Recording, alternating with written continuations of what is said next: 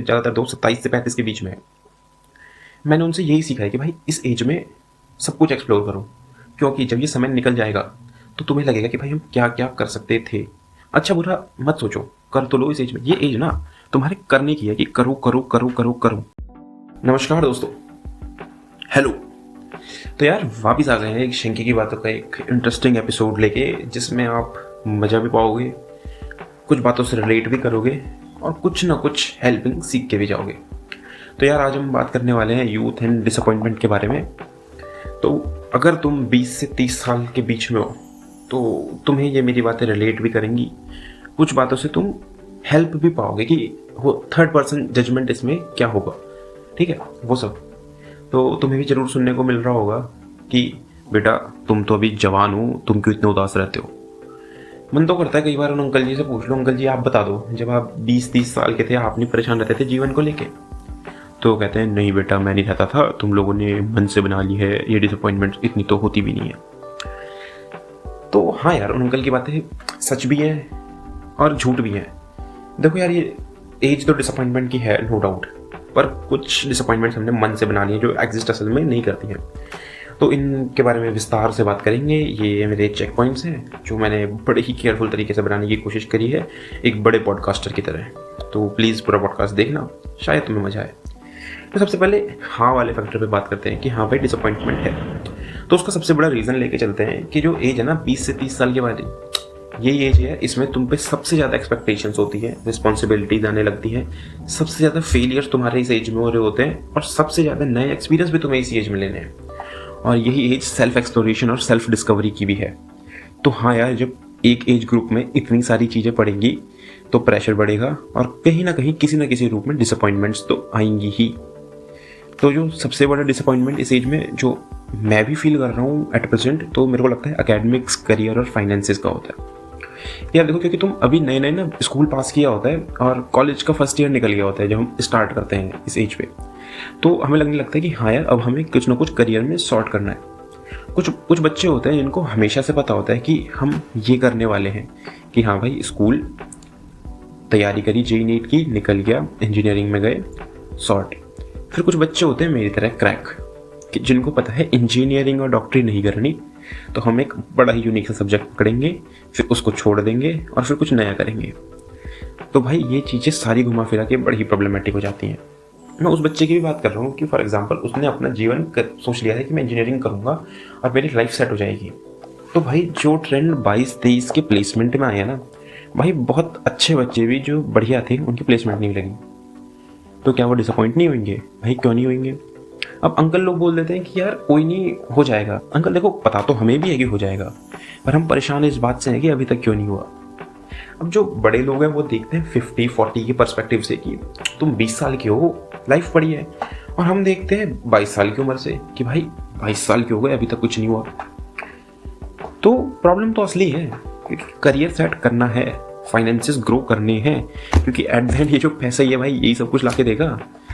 इसमें कोई दो राय नहीं है कि तुम्हें फाइनेंसेस इसी एज में ग्रो करने हैं और सॉर्ट करने हैं। अगर तुम ग्रो नहीं कर पाते तो एक तरह से सॉर्ट करने हैं कि हाँ मैं इसके थ्रू पैसा कमाऊंगा, मैं ये जॉब करूंगा, मैं शायद ये बिजनेस करूंगा, क्योंकि भाई बिजनेस के लिए कैपिटल लगता है, वो शायद तुम्हें ग्रो करने में टाइम लगे, तो इस एज में तुम वो कैपिटल ग्रो करोगे। और डिसअपॉइंटमेंट्स क्या होते हैं कि भाई एग्जाम के रिजल्ट्स नहीं आ रहे बढ़िया, जॉब नहीं लग रही, जो सोची थी वो नहीं लग रही। मेरा एग्जांपल ले लेते हैं कि स्कूल बहुत बढ़िया पास करा, मतलब टॉपर्स लिस्ट में, मेरिट लिस्ट में आए, फिर एक बहुत ही नामचीन कॉलेज में गए, नाम नहीं लेते यार, कॉलेज बदनाम हो जाएगा, बता दिया मैं वहाँ से पढ़ गया, तो नामचीन कॉलेज में गए। फिर माइंड फ्लिप हुआ कि हम यूपीएससी करेंगे। अब यूपीएससी में 2 साल लगा दिए हैं, अब एग्ज़ाम राइट करूँगा इस साल में।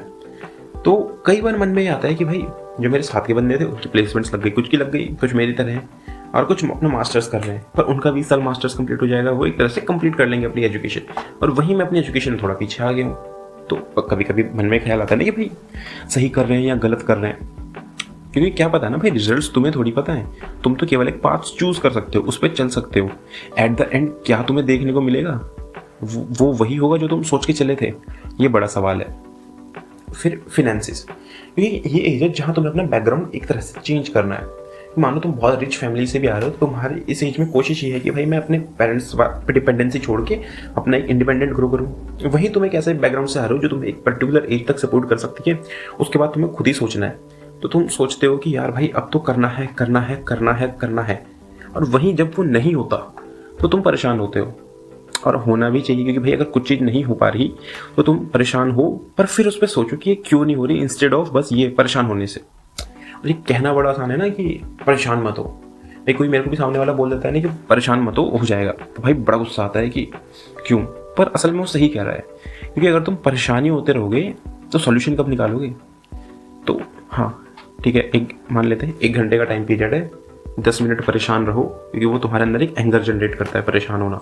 और मुझे लगता है सबसे बड़ा टूल एंगर है, क्योंकि अगर एंगर तुम बुरे काम में लगा देते हो तो वो डिस्ट्रॉय करती है, पर वहीं एंगर तुम अच्छे काम में लगा देते हो तो वो क्रिएट भी करती है। और हो सकता है ये डिसअपॉइंटमेंट्स, ये प्रेशर, ये एंगर तुम्हें हेल्प करे कुछ बड़ा क्रिएट करने में। चलो ये तो बात हो गई एकेडमिक्स, करियर और फाइनेंसिस की, पर यही एज है रिलेशनशिप की, हार्ट ब्रेक्स की। वो दिव्य कीर्ति सर है ना, दृष्टि IAS वाले, तो उनका कहना वही, उनकी लाइन है कि सबसे बड़ी दिक्कत ही तो यह है कि यही एज करियर बनाने की भी है और यही एज दिल लगाने की भी है, और ये नादान इंसान, ये नादान दिल क्या क्या तो करे। पर यार इस एज में सब कुछ एक्सप्लोर करना भी जरूरी है। कोई तुम्हें कहे ना कि प्यार तो आगे भी हो जाएगा, अभी करियर बना लो, तो वो अपने पर्सपेक्टिव से सही कह रहा है। पर कोई तुम्हें इंसान जो भी ये मिले ना, जो तुम्हें कहे कि प्यार व्यार तो होता रहेगा, तुम अभी अपना करियर बना लो, उसकी पक्का एक हार्ट ब्रेक स्टोरी होगी, और शायद वो हार्ट ब्रेक इसलिए हुआ हो क्योंकि तुम अपना करियर सेट नहीं कर पाए। पर इस एज में ना तुम्हें दोनों साथ में करने की कला बनानी पड़ेगी, कि तुम्हें प्यार करना भी सीखना पड़ेगा इसी एज में, और पढ़ाई करना, करियर बनाना भी इसी एज में सीखना पड़ेगा। कि जब तुम 30 क्रॉस कर जाओगे ना, तब तुम पे टाइम नहीं होगा। देखो मेरा क्या है ना, मेरे हमेशा मेरी उम्र से बड़े दोस्त रहे हैं। मैं 22 का हूँ, तो मेरे ज़्यादातर दोस्त 27 से 35 के बीच में है। मैंने उनसे यही सीखा है कि भाई इस एज में सब कुछ एक्सप्लोर करो, क्योंकि जब ये समय निकल जाएगा तो तुम्हें लगेगा कि भाई हम क्या क्या कर सकते थे। अच्छा बुरा मत सोचो, कर तो लो इस एज में। ये एज ना तुम्हारे करने की है, कि करो करो करो करो करो। फिर जब 30 क्रॉस कर लोगे तब ये जाती है इंट्रोस्पेक्शन की असल में, कि सही करा या गलत। हो सकता है मैं तुम्हें बहुत गलत बात बोल रहा हूँ, पर मेरे अंदर से ये आवाज़ आ रही है कि मुझे ये करना चाहिए, ये कहना चाहिए, इसलिए मैं बोल रहा हूँ। तुम अपने उस अंदर की आवाज़ को ही बाहर नहीं आने दे रहे, उस अपने अंदर से जो तुम्हारे गट फीलिंग कहते हैं ना, उस पर वर्क ऑन ही नहीं कर रहे, तो तुम इंट्रोस्पेक्ट किस पे करोगे। अगर तुम एक ढर्रे पे चलते रहे जो पिछले 100 साल से चलता आ रहा है, हो सकता है वो सही हो, मैं नहीं कह रहा, पर तुम्हारे मन में अगर ये थॉट ही नहीं आया कि हो सकता है ये गलत, ये मेथड गलत है, ये प्रोसेस गलत है, तो तुम्हारी यूथ बेकार है ना।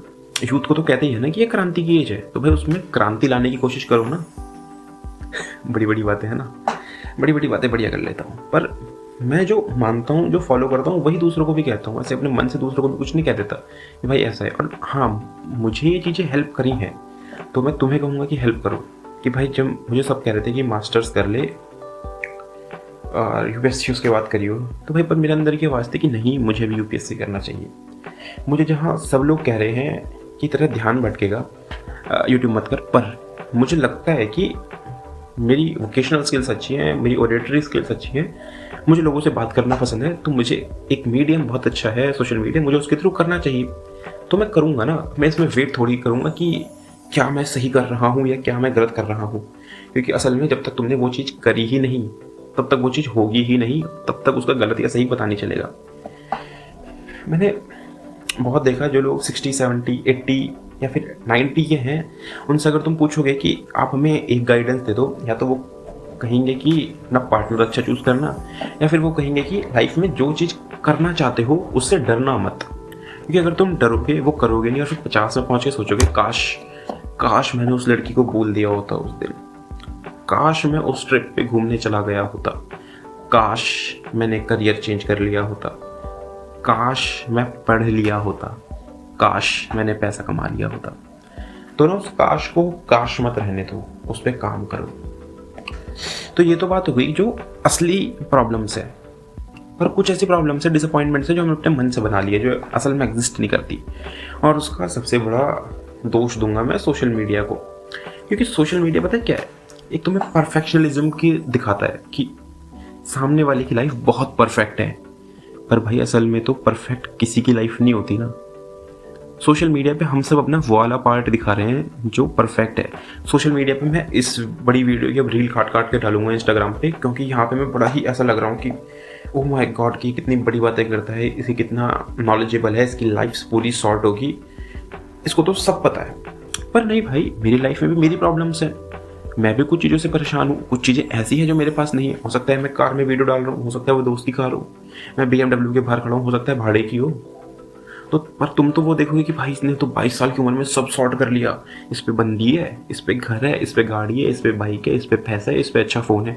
हो सकता है मेरा फ़ोन EMI का हो सकता है गाड़ी मेरे दोस्त की हो सकता है वो मेरी बंदी से मेरी इतनी लड़ाइयाँ हो रही हो कि मैं डिप्रेशन में जाने वाला हूँ, हो सकता है ना। तो तुम्हें क्या पता उस कैमरे के पीछे, उस स्क्रीन के पीछे सच है या झूठ है।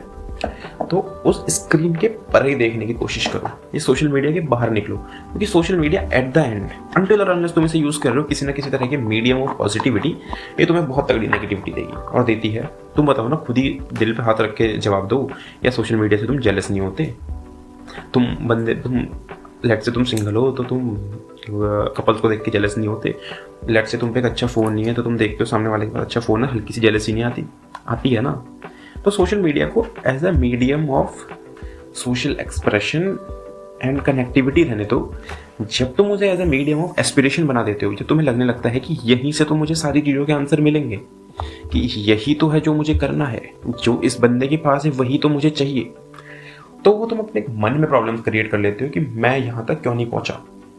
क्योंकि भाई हो सकता है जिसको तुम देख रहे हो ना वो ही वहाँ तक ना पहुँचा हो, वो बस वहाँ पहुँचने का दिखावा कर रहा हो।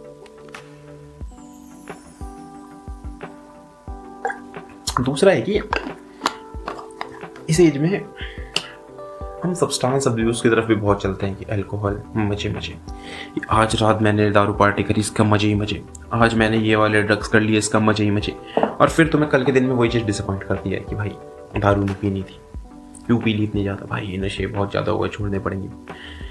तो अगर तुम्हें कुछ ऐसी चीज़ ऐसी लग रही है कि तुम्हें छोड़नी पड़ेगी, तो भाई छोड़ देना, क्यों कर रहा है। और हाँ भाई, मुझे लगता है इतना ही आसान है किसी चीज़ को छोड़ पाना उसकी इनिशियल स्टेज में। तो अगर तुम्हें आज तुम लेट से 1 साल से दारू पी रहे हो और तुम्हें लग गया है कि दारू सही नहीं है तुम्हारे लिए, तो तुम भाई छोड़ सकते हो। पर अगर तुम वही पीयर प्रेशर में करते रहोगे और फिर डिसअपॉइंट भी होते रहोगे कि मैं दारू क्यों पीता हूँ, तो भाई ये तो वो है ना कि खुद को धोखा देने वाली बात कि भाई मैं नहीं पीता, मेरे दोस्त मुझे पिला देते हैं, मैं तो सिगरेट नहीं पीता, वो दोस्त के साथ पीनी पड़ती है। नहीं पीनी पड़ती भाई, मेरे दोस्त हैं वो पीते हैं, मैं उनके साथ बैठता हूँ, नहीं पीता हूँ, सेम बातें करता हूँ, वो भी मुझसे सेम बातें करते हैं। लेट से पीठ पीछे वो कहते हैं कि नहीं पीता, ऐसा है वैसा है, पर भाई मैं नहीं पीता तो नहीं पीता। मैं इससे मेरे सेल्फ कंटेम्प्ट तो है ना इसके बाद कि भाई नहीं पीता तुम्हारा, और मैं कह रहा हूँ पियो, रज के पियो, अगर तुम्हें मन में शांति है। वही तुम इस बात से डिसअपॉइंट भी हो रहे हो कि मैं पीता क्यों हूँ, और फिर पी भी रहे हो, तो भाई एक जगह तो सच बोलो ना, या तो मत पियो या फिर ये मत बोलो कि मैं क्यों पीता हूँ। अरे बस मैं यहाँ पीने का तो एग्जाम्पल ले रहा हूँ ना, दारू के अलावा भी बहुत अब्यूज़ करते हैं, फिर चाहे वो पीयर प्रेशर में करे, फोमो में करे कि हम अकेले रह जाएंगे जिसने नहीं किया। और मैं तो उनमें से भी हूँ जो तुम्हें कहेगा कि सब चीज़ ट्राई कर लो, बढ़िया लग रही है तो कर लो, नहीं लग रही तो ज़बरदस्ती मत करो, कूदो मत किसी भी चीज़ के पीछे, भागो मत किसी भी चीज़ के पीछे, केवल मेहनत के पीछे भागो।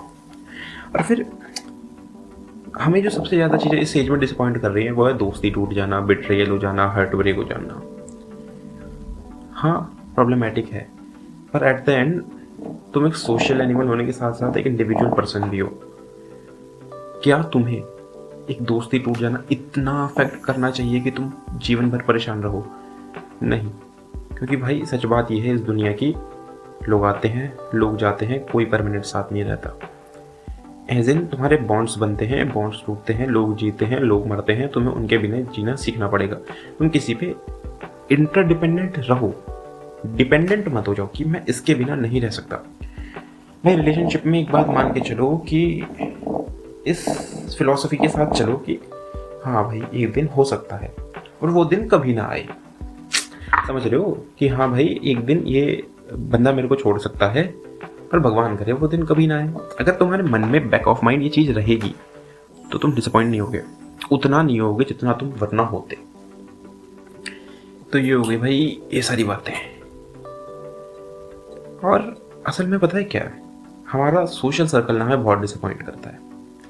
हमारा सोशल सर्कल इस सेंस में कि हम अपने आसपास देखते हैं कि क्राइम इतना ज़्यादा है, इनजस्टिस इतना ज़्यादा है, करप्शन इतना ज़्यादा है, तो हमें बहुत ज़्यादा डिसअपॉइंट करता है। अब मान लो कि कोई लड़का गवर्नमेंट एग्ज़ाम की तैयारी कर रहा है, बहुत तैयारी कर रहा है, उसके नंबर भी ठीक ठाक आ गए, पर वहीं पता चला कि बाद उसका नहीं हुआ, और फिर बाद में पता चला कि पेपर लीक हो गया था इसलिए उसका नहीं हुआ। तो भाई वो सोचो ना, जो बंदा इस उम्मीद में था कि मैं पढ़ूंगा लिखूंगा और बन जाऊंगा, वहीं एक बंदा 10-20 लाख रुपए देके उसकी जगह लग जाता है, तो उसका डिसअपॉइंटमेंट कितना बड़ा है। उसका तो दुनिया से विश्वास उठ जाएगा ना कि नहीं भाई दुनिया तो है ही बुरी, और मैं चलो जीवन भर मैं परेशान ही रहूंगा इस बात को लेके। क्राइम इतना ज़्यादा है, तुम अपने जीवन में सब सही कर रहे हो, सब, तुम रोड पे गाड़ी अच्छे से चलाते हो, तुम अपना कूड़ा डस्टबिन में फेंकते हो, सब करते हो, पर फिर भी आउट ऑफ नो वेयर तुम्हें कोई ठोक के चला जाएगा रोड पे और तुम पे हंसेगा। तो ये क्राइम और इनजस्टिस हमें इतना डिसअपॉइंट करता है कि हम सोचते हैं कि कुछ भी सही होने के लिए सही है नहीं, और हम फिर उससे भागने के मीन्स ढूंढते हैं। हम सोचने लगते हैं कि हाँ भाई दुनिया ही गलत है, हम भी गलत बन जाते हैं, और हम गलत बन नहीं पाते, क्योंकि भाई जो दिल से अच्छा है वो कभी गलत बन नहीं सकता, और वो इन सब चीज़ों को सोच के परेशान होता रहता है। पॉलिटिक्स लोगों को परेशान करती है, बहुत ज़्यादा डिसअपॉइंट करती है कि भाई मैंने सोचा था ये नेता अच्छा है, अरे भाई कोई इंसान अच्छा नहीं है। तुम वोट दो जो तुम्हें बेटर ऑफ द वर्स्ट लगता है, या फिर बैड इन द वर्स्ट लगता है, उस हिसाब से वोट दो और जीवन जियो। तो भाई इसके सॉल्यूशन क्या है कि इतनी बड़ी डिसअपॉइंटमेंट है लाइफ में, तो सॉल्यूशन क्या है, कहाँ से निकाले इस बात का सॉल्यूशन? तो सॉल्यूशन है भी, हाँ है, इंस्पिरेशन है। और तुम्हारी किस तरह की इंस्पिरेशन? एक्सटर्नल। तो देखो एक्सटर्नल इंस्पिरेशन या मोटिवेशन जो होती है, जो तुम बिंद्रा जी की वीडियो या महेश्वरी जी की वीडियो देख के तुम्हें आती है, ये तुम्हें ना 10 मिनट के लिए बड़ा जोश देगी कि हाँ करता हूँ, पर ये डिस्ट्रैक्टिव भी बहुत ज़्यादा है, क्योंकि तुम अगर एक्सटर्नल मोटिवेशन सीख कर रहे हो तो हो सकता है एक जगह से तुम्हें मोटिवेशन मिले कि भाई पैशन फॉलो करना चाहिए, वहीं दूसरी जगह से मोटिवेशन मिले नहीं, उससे पहले एक कन्वेंशनल पाथ चुन के अपनी लाइफ सेट कर लो, फिर अपना पैशन फॉलो करना। तो भाई किस पे बिलीव करोगे? एक बारी एक नाव में चले, दूसरी बारी दूसरी नाव में चले, तुम्हें पता है ना इसका हश्र क्या होता है, डूब जाते हैं। तो एक्सटर्नल मोटिवेशन के पीछे मत भागो। सवाल होगा कि भाई इंटरनल मोटिवेशन कैसे लाएं, इंस्पिरेशन कैसे लाएं?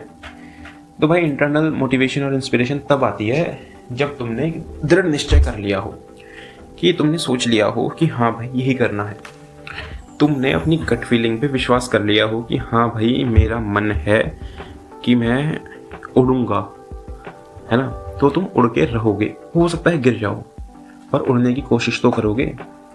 तो भाई जैसे कि प्लेन आया, जिस बंदे ने प्लेन बनाया उड़ने वाला, इंडियन वाला ही, तो क्या लगता है उसको किसी ने बाहर से मोटिवेट किया होगा? एक्सटर्नल मोटिवेशन की संदीप माहेश्वरी ने उसे कहा होगा कि भाई जाओ प्लेन बनाओ? नहीं किया होगा ना, बल्कि बाहर के तो सब लोगों ने उसका मजाक ही बनाया होगा कि भाई हाँ उड़ेगा, बड़ा आया, पर वो उड़ा क्यों? क्योंकि उसको अपने ऊपर विश्वास था। तो सीधा जवाब ये है कि अपने ऊपर काम करो, अपनी डेवलपमेंट पे काम करो, अपनी चीज़ जो तुम्हें अपने अंदर कमी लगती है। कि मान लो पहले ना भाई मैं बड़ा इंट्रोवर्ट किस्म का इंसान था, मैं लोगों से बात नहीं कर पाता था, चुप के रहता था, दब के रहता था, पर मैं कॉलेज गया, मैंने खुद को डेवलप करा। अब कुछ कहेंगे कि भाई तुम्हारे लिए आसान रहा होगा, नहीं भाई किसी के लिए आसान नहीं होता, सबकी बड़ी फटती है जिस चीज़ में वो बेकार होता है ना उसको डेवलप करने के लिए। पर मैं ये भी नहीं कह रहा कि तुम डेवलप करो ही करो जिस चीज़ में बेकार हो, तुम जिस चीज़ में बेकार हो पर तुम्हें उसको अपना बेटर करना है, तुम्हारा मन है उसको अच्छा करने का, भाई उस पर तो काम करो। और जब धीरे धीरे तुम उस पर काम करने लगोगे, उसके तुम्हें रिजल्ट दिखने लगेंगे, तो तुम अपने आप ही इंटरनली मोटिवेट होगे काम करके, और फिर उसके रिजल्ट्स देख के एक बड़ी तगड़ी इंटरनल मोटिवेशन आती है। भाई मेरी पिछली वीडियो पे 20 व्यूज़ थे, तो क्या मैं ये वाली वीडियो ना बनाऊँ? नहीं, बना रहा हूँ ना ये करके, क्योंकि मुझे अच्छा लग रहा है ये करना। तो यही है ना इंटरनल मोटिवेशन। अब यही मुझे बाहर वाला कोई इंसान कहते, उसकी मोटिवेशन पता क्या होगी? तेरा नहीं छोड़ रहा ये, जो कर रहा है बस उस पर ध्यान दे, पढ़ाई कर। उसकी मोटिवेशन ये हो सकती है, तो मैं उसको फॉलो करूँ या अपने मेरे अंदर से जो बात आ रही है उसको फॉलो करूँ? अंदर से जो बात आ रही है उसको फॉलो करो, सीधा जवाब है। और है कि फाइंडिंग पर्पस, कि तुम्हारा पर्पस क्या है लाइफ में। क्या तुम्हारा पर्पस बस फाइनेंशियली स्ट्रांग होना है, या तुम्हें पैशन, हॉबीज ये सब भी फोकस करनी है? यही एक बात आती है जिसको कहते हैं redefining success. Success for a very long period ये रही है ना कि तुम फाइनेंशियली बहुत स्ट्रांग हो, तुम पे पैसा है तगड़ा। हाँ भाई, खासकर लड़कों में तो ये बड़ा वो है कि अंधा पैसा कमा ले भाई, सब सेट हो जाएगा। भाई मेरे हिसाब से अनिल अंबानी के पास बहुत तगड़ा पैसा था, उसका सब सेट नहीं हुआ, उसका डूबा। पैसा तो मटीरियलिस्टिक है ना, आज है मोस्ट प्रोबेबली कल नहीं होगा, क्योंकि पैसा आता है तो जाता भी है ना। वो लाइफ है, पैसा असल में लाइफ की तरह है कि आई है तो जाएगी भी, परमानेंट नहीं रहता। तो हम सक्सेस को रीडिफाइन कैसे करें इवेंचुअली? भाई मतलब जैसे ना भूटान का एग्जांपल लेते हैं, भूटान देश, नेपाल से इधर, भारत से उधर। तो भूटान देश में बड़ी बड़ी गाड़ियाँ नहीं है, ये बड़ी बड़ी बिल्डिंग्स नहीं है, पर वो हैप्पीनेस रेटिंग में टॉप में आता है। क्यों आता है? क्या वो सक्सेसफुल नहीं है? वो तो सबसे ज़्यादा सक्सेसफुल हुआ ना। तो सक्सेस के ना मीनिंग से लगे, सक्सेस का मीनिंग फाइनेंशियली स्ट्रांग है ही नहीं, नहीं कभी था। सक्सेस का मतलब है खुश, इनफ मनी और एक कंटेम्प्ट कि हाँ भाई ये है, बहुत बढ़िया है। वो लाइन होती है कि या तो जो पसंद है वो पालो, नहीं तो जो है उसमें खुश रहो। नहीं, असल में ये दोनों ही बात गलत है। कि तुम ये सोचो कि जब तुम पालोगे असल में वो तुम पाना भी चाहते हो, और जो तुम्हारे पास है क्या उसमें कोई कमी है? जब तुम ये दोनों चीज़ें सीख जाओगे, समझ जाओगे, तो तुम्हें पता चलेगा कि असल में हमारी लाइफ ना ऐसे ही चल रही है। हम जो सोचते हैं ना ऐसे ऐसे ऐसे ऐसे ऐसे, नहीं चल रही वो लाइफ, ऐसे ही चल रही है। उसमें ये है ना, ये पेन है, ये ऐसे ही चल रहा है, ये हमारी लाइफ है। और ये है वो जो कभी ऊपर नीचे, कभी ऊपर कभी नीचे, कभी ऊपर कभी नीचे। ठीक है, ये हमारा माइंड है जो ऊपर नीचे होता रहता है। कई बार ना जेब में 10 रुपए भी नहीं होते और बड़ा ही खुश मिजाज रहता हूँ, और कभी अकाउंट में बहुत तगड़ा पैसा रहता है, सैलरी आई भी रहती है, और फिर भी परेशान रहता हूँ। कभी पहाड़ों पे घूमने जाता हूँ और वहाँ भी परेशान हो जाता हूँ, और कभी घर में रह के भी बड़ा खुश रहता हूँ। तो क्या सक्सेस इसमें डिफाइन हुई? नहीं हुई। क्या खुशी इसमें डिफाइन हुई? नहीं। खुशी एट द एंड कंटेम्प्ट है। और एक बात वो भी है कि एक लाइन है, तुम्हें यहीं से पढ़ कर बता देता हूँ चलो, कि सब कुछ मिल जाएगा ज़िंदगी में तो तमन्ना किसकी करोगे, कुछ अधूरी ख्वाहिशें तो ज़िंदगी का मज़ा देती हैं। कि लाइफ में जब तक तुम्हारे पास एक पर्पस रहेगा ना, कैच करने के लिए, अचीव करने के लिए, तब तक तुम खुश रह सकते हो लाइफ में कि हाँ कर रहे हैं, मिल जाएगा। और कभी भी ख्वाहिशें ख़त्म नहीं होती। तो लगे रहो, करते रहो, मज़ा लो ज़िंदगी का। फिर होता है कि अब ये सब चीज़ें हमने डिस्कस कर ली, पर ना कई बार डिसअपॉइंटमेंट इनसे आगे बढ़ जाते हैं। तुम बहुत ज़्यादा परेशान हो जाते हो, और जो मैंने पाया है वो यही है ना, एट देन तुम्हारे फ्रेंड्स पूरा सॉल्यूशन निकाल पाएंगे, ना तुम्हारा पार्टनर निकाल पाएगा। तुम्हारा जो सॉल्यूशन निकाल पाएगा वो तुम्हारी फैमिली ही निकाल पाएगी। अनटिल और अनलेस तुमने अपने पार्टनर को अपनी फैमिली में अब तक ऐड कर लिया है तो, क्योंकि हम 20 से 30 वाली अच्छी बात कर रहे हैं ना, तो 30 तक कईयों की शादी भी हो जाती है, उन्हीं को तो 21 के बाद ही हो जाती है। तुम्हारी फैमिली ही कर पाएगी। तुम्हारा वो दोस्त तुम्हारी उन डिसअपॉइंटमेंट का कभी सॉल्यूशन नहीं दे पाएगा, क्योंकि वो एक सिंगल माइंडसेट दे सकता है। तुम्हारा जो रियल आंसर मिलेगा तुम्हारी फैमिली से ही मिलेगा, क्योंकि वो तुम्हें कण कण से वाकिफ़ है। जो असल में लोग कहते हैं ना कि मेरे दोस्तों को सब पता है, नहीं भाई, तेरे घर वालों को भी तेरे बारे में सब पता है, वो तुझे बस बता नहीं रहे। एट द एंड जब तू उनसे ढंग से बात करेगा ना, वो तुझे तेरी हर प्रॉब्लम का सोल्यूशन देंगे, और असल में सही सोल्यूशन देंगे। भाई मैं परेशान रहता हूँ कि करियर में कुछ के नहीं हुआ तो मैं क्या करूँगा। पिताजी का साफ कहना है कि बेटा तू 22 साल का है, परेशान होना लाजमी है, एज ऐसी है, पर कर, जो मन कर रहा है वो कर, मैं सपोर्ट कर रहा हूँ। अब तुम कहोगे तेरे पेरेंट्स तो बड़े अच्छे हैं कि तेरे को सपोर्ट कर रहे हैं। अरे भाई तेरे पेरेंट्स भी अच्छे हैं, बस तेरे को पता नहीं। तू ट्राई तो कर, तू बात तो कर। हो सकता है वो तेरा उतना पैसा ना डाल सके, पर वो तेरे को मोरली तो सपोर्ट करेंगे। तू घर पे बात ही नहीं कर रहा, कुछ बता ही नहीं रहा, और फिर बोल रहा है कि मेरे घर वाले मेरे को समझते नहीं। अरे उन्हें बोल तो, डिस्कस तो कर, वो सब करने को राजी है यार। तुम उनके बच्चे हो, वो तुम्हारा बुरा थोड़ी सोच रहे हैं। उनसे डिस्कस करो, अपनी परेशानी समझाने की कोशिश करो, वो जरूर समझेंगे। डेड पोएट सोसाइटी कितनों ने देखी है? है ना, उसमें हमने वहाँ जिन्होंने देखे तो उनमें सीन आता है जिसमें कि लड़का सुसाइड कर लेता है। तो उसका टीचर उसको वो क्या कह देता है कि भाई अपने पेरेंट्स से बात कर, और वो अपने पेरेंट्स से बात नहीं करता ना एक पॉइंट से पहले, और वो एक हार्श डिसीजन ले लेता है। अगर वो वहीं लॉन्गर टर्म में थोड़ा समझाने की कोशिश करता तो शायद समझते। भाई हर किसी की फैमिली सेम नहीं होती, पर हाँ हर किसी के पेरेंट्स उनका अच्छा ही चाहते हैं। तो अपना फैमिली डिस्कस करो एक बार। फिर आता है सेटबैक्स एंड बाउंसिंग बैक।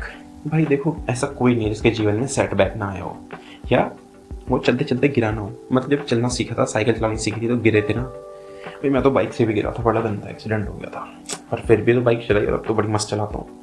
बंदी भी पीछे बैठी कहती है ओह माय गॉड दिव्यांश तुम तो कितनी अच्छी बाइक चलाते हो, वाह वाह वाह वाह। तो जब चलते चलते गिर सकते हैं और फिर चलना सीख सकते हैं, बाइक चलाने में गिर सकते हैं, एक्सीडेंट हो सकता है और फिर भी बाइक चला सकते हैं, तो लाइफ का एक छोटा सा फेलियर क्या हमें लाइफ रोकने में मजबूर कर देगा? नहीं ना, क्यों डरना।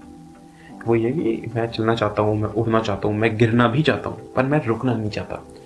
ये माइंडसेट है बहुत ज़रूरी और बहुत ज़रूरी। और एट द एंड भाई सीरियस बात करते हैं कि sometimes disappointments leads to depression and then depression leads to many mental and physical problems. तो अगर तुम्हें लग रहा है कि तुम्हें डिप्रेशन है, मैं ये नहीं कहूँगा कि भाई मेरे से बात करो, क्योंकि भाई मैं कोई बहुत बड़ा ज्ञाता नहीं हूँ, ना ही कोई काउंसलर हूँ, ना ही थेरेपिस्ट हूँ। पर अगर तुम्हें हल्का सा भी लग रहा है कि तुम डिप्रेशन में हो और तुम्हारी फैमिली से बात करने के बाद भी कोई सोल्यूशन नहीं निकल रहा, परेशान रहते हो बहुत ज़्यादा, तो भाई थेरेपी में जाओ, किसी अच्छे डॉक्टर से कंसल्ट करो, किसी थेरेपिस्ट से, किसी काउंसलर से कंसल्ट करो। क्योंकि भाई depression is real, mental problems are real, mental disorders are real, many other things are real which we don't know. भाई यति वाली बात नहीं कर रहा हूँ कि आपने क्या यति को देखा है यार, यति इज़ रियल, उसका मुझे पता नहीं, पर हाँ भाई डिप्रेशन इज़ रियल।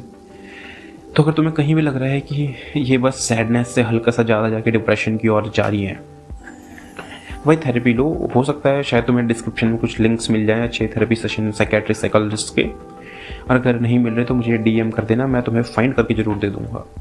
इसी के साथ वीडियो को एंड करते हैं। मुझे पता है अगर वीडियो अच्छी लगी तो तुम शेयर लाइक कमेंट जरूर कर दोगे, और देखो सब्सक्राइब कर लेना अगर तुम्हें ऐसी और वीडियोस चाहिए तो। बाकी सोशल मीडिया पर जरूर कनेक्ट करो, वहाँ मैं अच्छी अच्छी और बातें करता हूँ।